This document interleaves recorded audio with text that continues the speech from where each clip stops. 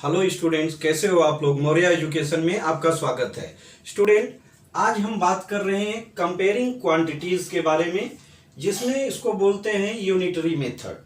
बहुत important method है जो मेरे माइंड में आया कि ये बता देना बहुत जरूरी है, क्योंकि इससे क्या होता है, ये बेसिक लाइफ में सबको काम आने वाली बातें हैं और काम आने वाली मेथड है। क्योंकि हम कोई भी डेली लाइफ में कोई भी परचेजिंग करने जाते हैं या मार्केट में कुछ लेने जाते हैं या कुछ भी, हम जो भी काम या घर का कोई कैलकुलेशन रहे, तो इसमें क्या रहता है, ये बहुत इंपॉर्टेंट हमको रोल अदा करेगा।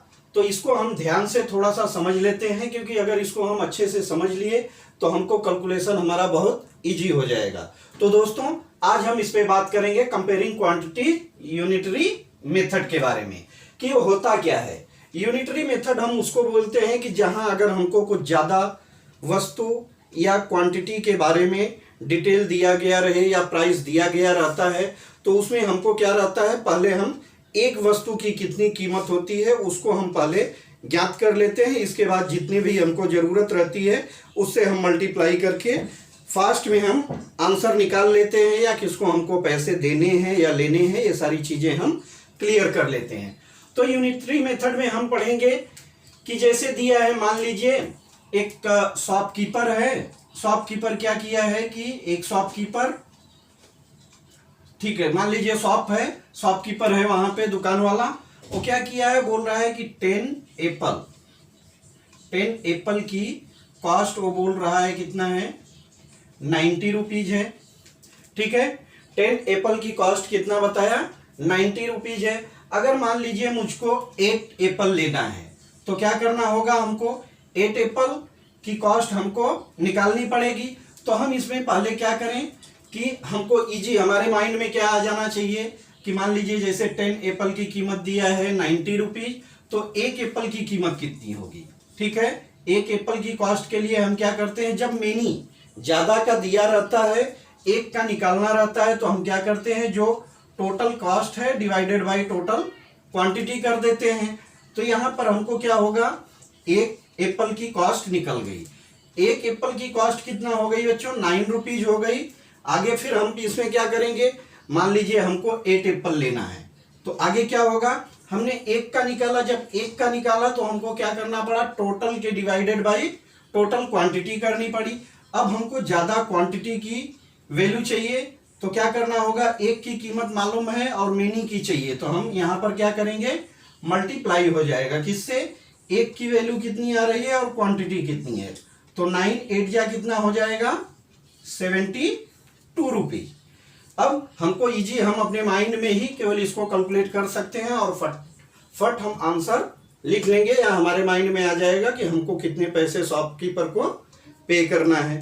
ठीक है, तो ऐसे ही आपको इसको देखना है और करते जाना है। आगे हम देखते हैं, एक और एग्जांपल देख लेते हैं कि मान लीजिए अगर कोई भी गाड़ी है, ठीक है, कोई भी कार ले लीजिए, ठीक है, कार है, मान लीजिए वो कितना 15 लीटर में 150 किलोमीटर जाती है। ठीक है, 150 किलोमीटर जा रही है 15 लीटर में, तो 10 लीटर में कितने किलोमीटर जाएगी। ठीक है, ये हमारा क्वेश्चन हो गया। हमको 15 का मालूम है, 150 जा रही है, तो 1 लीटर में कितना जाएगी। देखिए, ज्यादा का दिया है, मिनी का दिया है, कम का निकालना है, तो क्या होता है, total kilometre divided by total litre हो जाएगा, तो 150 डिवाइडेड बाई 15। ठीक है, तो यहां क्या आ जाएगा, 10 किमी पर लीटर। 1 लीटर में कितना जा रही है, 10 किलोमीटर जा रही है, तो 10 लीटर में कितना जाएगी। ज्यादा के लिए क्या होगा, जो हमारा मिनिमम 1 लीटर का है उसमें हम 1 लीटर में 10 किलोमीटर जा रही, तो 10 इंटू 10, एक्चुअल कितना जाएगी 10 लीटर में, 100 किलोमीटर जाएगी, 100 किलोमीटर जाएगी। तो ऐसे ही आप डेली लाइफ में किसी भी चीज का, कपड़े का हुआ, आप किसी राशन के दुकान पे खरीदारी कर रहे हैं, वहां पे कुछ भी आपको वैल्यू निकालना है, तो आप इसको इजीली सॉल्व कर सकते हैं। ये अपने डेली लाइफ के लिए बहुत इंपॉर्टेंट सी बेसिक सी चीजें हैं, जो कि सबको मालूम रहना बहुत जरूरी होता है। आगे हम देखते हैं, इसमें दिया है टाइप्स।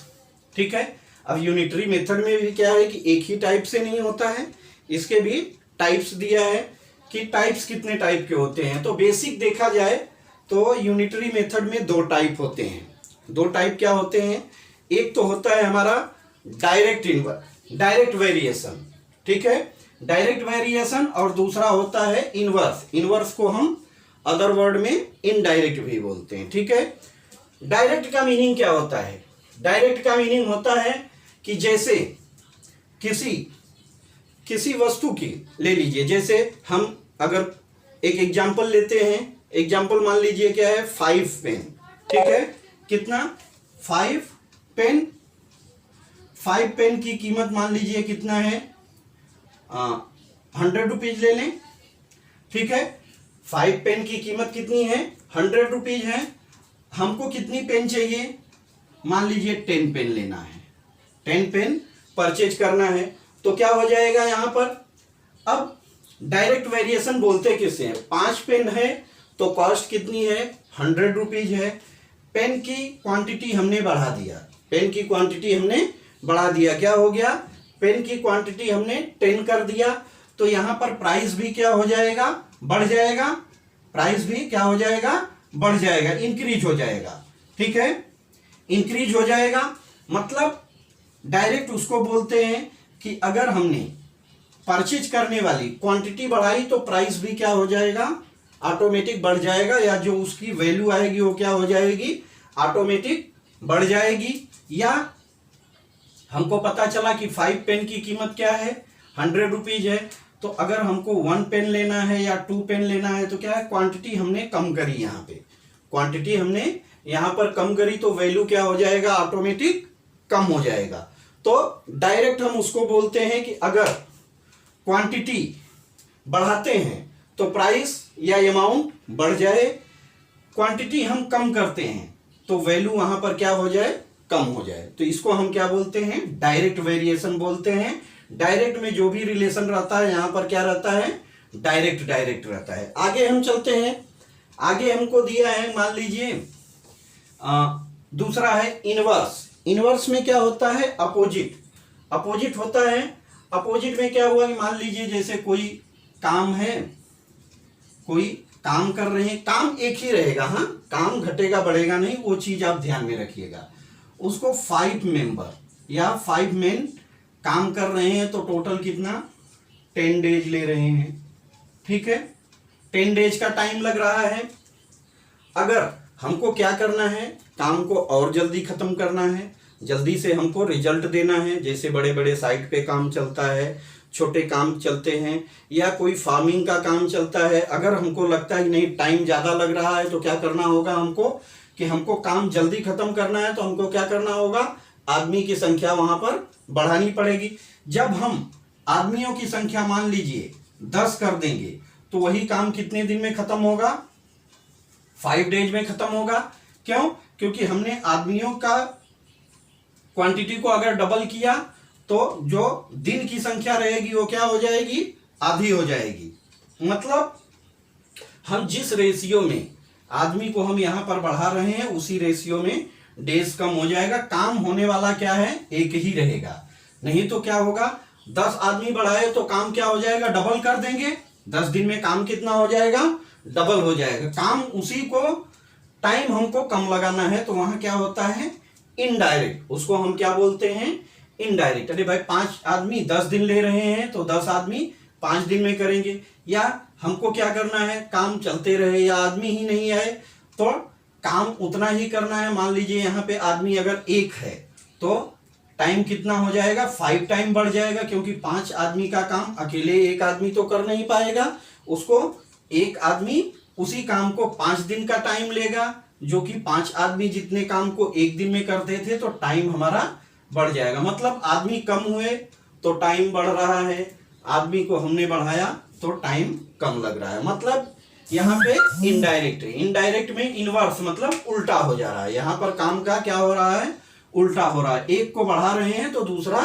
घट जा रहा है, दूसरे को बढ़ा रहे हैं तो तीसरा घट जा रहा है। आगे हम देखते हैं, जैसे मान लीजिए एक कोई बिल्डिंग बन रही है, वहां पे मान लीजिए 50 लेबर काम कर रहे हैं, ठीक है, 50 लेबर काम कर रहे हैं। अब अगर 50 लेबर काम कर रहे हैं तो उसको करने में 30 डेज में वो काम पूरा हो रहा है। ठीक है, काम कितने दिन में पूरा हो रहा है?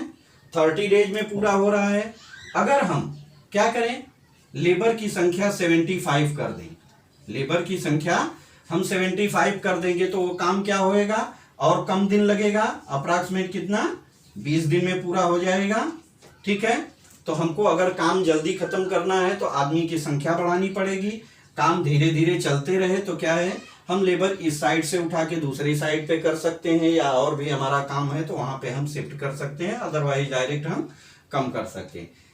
तो यहाँ इनडायरेक्ट है, लेबर बढ़ रहा है तो टाइम कम लग रहा है, लेबर घट रहा है तो टाइम ज्यादा लग रहा है। इसको हम बोलते हैं इनवर्स वेरिएशन। इसको हम क्या बोलते हैं? Inverse variation. एक एक एग्जांपल हम देख लेते हैं। जैसे मान लीजिए क्या है कि हम गए मार्केट, हमने 7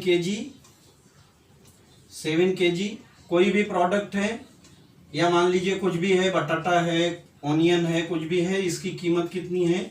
140 रुपये है। ठीक है, 140 रुपये है। हमको क्या करना है, मान लीजिए 12 kg लेना है, तो 12 kg की कीमत कितनी होगी?